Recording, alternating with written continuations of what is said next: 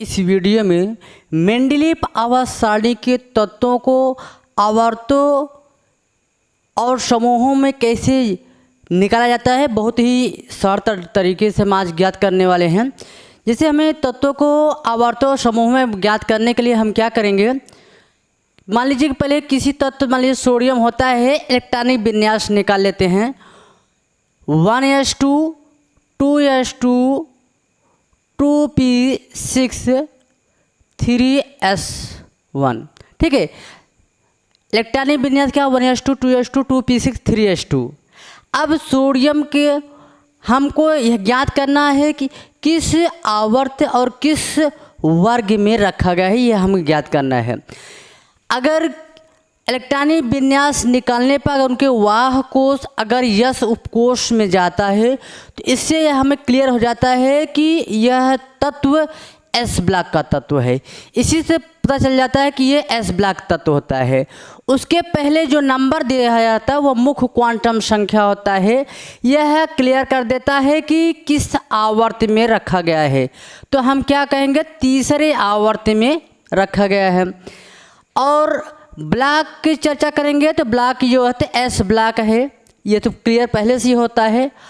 और हम बात करेंगे समूह की बात करेंगे तो समूह इसमें पहले 1 लिखा है, इसका मतलब ये फर्स्ट वर्ग में रखा गया है, पहले समूह में रखा गया है। ठीक है, तो इस प्रकार हम तत्वों को आवर्तों और समूहों में विभाजित कर सकते हैं। जैसे और भी तत्व जैसे हमने कहे मैग्नीशियम के बता दिए, तो इसका भी इलेक्ट्रॉनिक विन्यास निकालेंगे 1s2 2s2 2p6 3s2 कितना हो गया 4 10 2 12। अब यहाँ पर देखिए मैग्नीशियम का जो परमाणु क्रमांक होता है वह 12 होता है। अब इलेक्ट्रॉनिक विन्यास निकालने के बाद अब देखेंगे पहला जो क्वांटम संख्या होता है यही आवर्त होता है, यह तीसरे आवर्त का है। कैसरे आवर्त का है, तीसरे का आवर्त है। ब्लॉक आपका वही होगा, एस ब्लॉक का होगा। और यह दूसरे वर्ग में रखा गया है। कैसे वर्ग में, दूसरे वर्ग में रखा गया है, इसलिए हम इसको जो है दूसरे वर्ग या समूह कह सकते हैं दोनों को। यह दूसरे वर्ग में रखा गया है, दूसरे समूह में रखा गया है। ठीक है, मान लीजिए अगर हम किसी और भी तत्वों को ज्ञात करना हुआ, मान लीजिए कि हम कैल्शियम के निकालते हैं, कैल्शियम 20 होता है 1s2 2s2 2p6 3s2 3p6 हाँ कितना होगा 4 10 12 18 हाँ 4s2 हो जाता है। तो अब यहाँ पर यह ध्यान देना है कि किसी भी तत्व को किस आवर्त में रखने के लिए पहले यह ध्यान देना है कि आप इसमें सभी मुख्य क्वांटम संख्याओं को चेक करना होता है। मुख्य क्वांटम संख्या जो सबसे बड़ी होती है वही उसका आवर्त होता है। जरूर नहीं है कि लास्ट में इसका 4 है तो वही उसका आवर्त फिक्स होता है।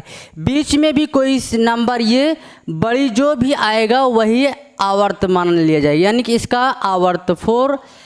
इसका भी ब्लॉक जो होता है वह एस ब्लॉक हो जाएगा और समूह इसका क्या बन जाएगा, दूसरे समूह में आ जाएगा। क्लोरीन का ले लेते हैं हम, क्लोरीन का हम ले चेक करते हैं कि किस आवर्त समूह में। इसका भी इलेक्ट्रॉनिक विन्यास निकालेंगे 1s2 2s2 2p6 3s2 3p। अब देखेंगे पहले हम काउंटिंग कर ले कितना हुआ, तो 1 2 4 10 12 12 5 17, क्योंकि क्लोरीन का परमाणु क्रमांक 17 होता है। अब यहाँ पे देखेंगे इनका सबसे बड़ा कौन सा मुख्य क्वांटम संख्या आ रहा था, 3 आ रहा है, यानी ये तीसरी आवर्त अपने आप क्लियर हो जाएगा। कैसरी आवर्त में है, तीसरे आवर्त में। अब हमको ये ध्यान देना है कि ब्लॉक तो ये क्लियर हो रहा है कि ब्लॉक की पी ब्लॉक में है। अब कह रहा है हमको समूह बताना है। अब यहाँ पर ध्यान देना है, आपको समूह 5 नहीं लिखना है, गलत हो जाएगा, क्योंकि मेंडलीव आवर्त सारणी में 1 से 12 तक यानी फर्स्ट और सेकंड एस ब्लॉक होता है, उसके आगे जो होता है 10 जो होता है पी डी ब्लॉक होता है। इसलिए दोनों मिलाकर 10 + 2 इसको समूह के जो पावर होता है हमको 12 ऐड करते हुए ज्ञात करना है, यानी कि 12 5 17वें समूह में यह तत्व रखा गया है। 17वें समूह में यह रखा है। आवर्त आपका तीसरा होगा, 17वें समूह में होगा। ये चीज़ आपको ध्यान देना है। आपको सबसे बड़ी ट्रिक क्या होती है, अगर एस उपकोष लास्ट में आ रहा है तो आपका जो मुख्य क्वांटम होगा बड़ा वही माना जाएगा, एस ब्लॉक वही माना जाएगा, और जो पावर होगा वही समूह हो जाएगा। लेकिन अगर पी ब्लॉक की बात करें और डी ब्लॉक, इन दोनों पर आप ध्यान देना होगा। ठीक है, अगर मान लीजिए डी ब्लॉक का तत्व आ रहा है तो आप उसमें 2 ऐड करना पड़ेगा, क्योंकि एस ब्लॉक के 2 एस ब्लॉक फर्स्ट ए और सेकेंड ए के बाद जो तीसरे नंबर पर आपका डी ब्लॉक आ जाता है, इसलिए उसमें 2 ऐड करना पड़ता है। ठीक है, जैसे और भी हम पी ब्लॉक के लिए